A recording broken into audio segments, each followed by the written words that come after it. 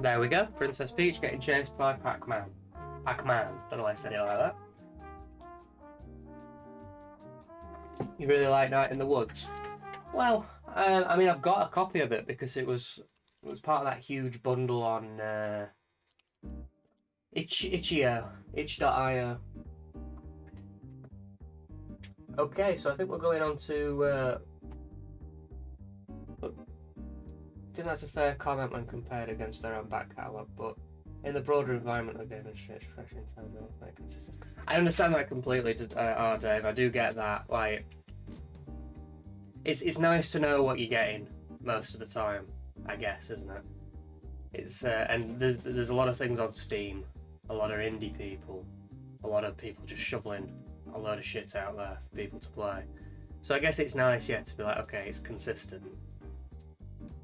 But at the same time, I feel like it loses an element of its original charm by being a little too sterile. Maybe I'm not meaning that it's completely ruined by it. I'm just meaning maybe it's gone a little the other way. Like PS1 era games are mental, and everyone's trying stuff out, and everything's janky and weird. And then they started getting like good, consistently good, and then they went the other way and started losing a little bit of the soul that made them interesting. Something like that maybe is my overall thought. As our Motley Crue. I love that I've put Tanner up here.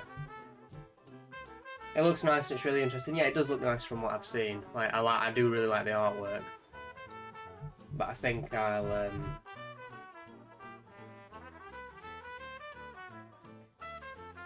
what was I saying? I think I'll give it a go. I've got a copy of it floating around, so we'll put Tanner on his own little mountain. I know what you mean. That might be more why people are turning to indie games. Exactly, yeah, it might be why more people are turning to indie games.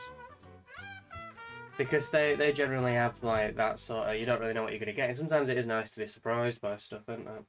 I think you could look at it two ways, really. And it depends what, at the end of the day, your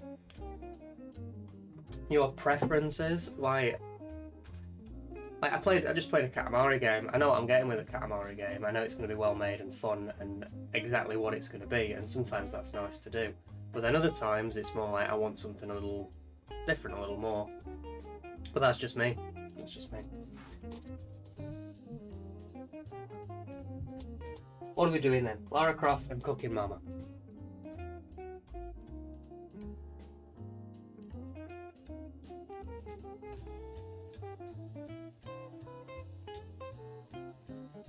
Yeah, okay, fair enough. That's another recommendation then for it.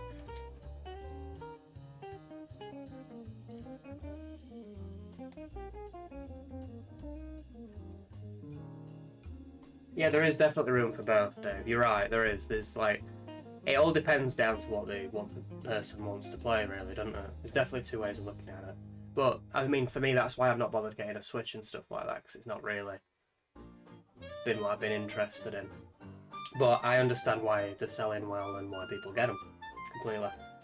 I would love a new Katamari too, Sarah.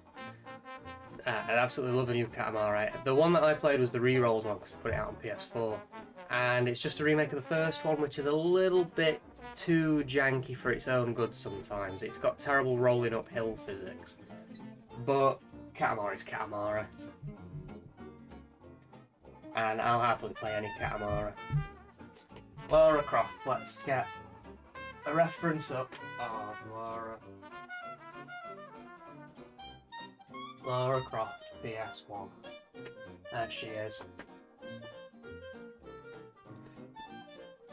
You know, if you've got a new TV and you want to test how you've connected it to the how you've connected the your PS2 or PS1 to the TV.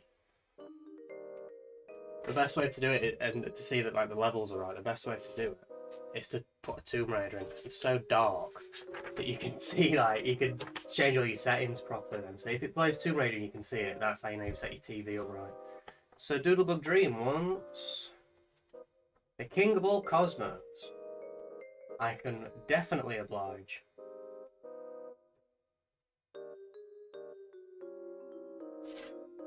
Do you think you'd be surprised with...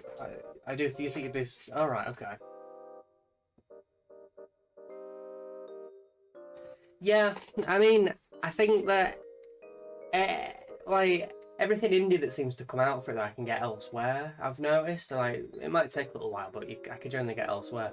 The only reason at the moment that I'd have for getting a Switch would be No More Heroes, because I've only ever played the first one and really liked it.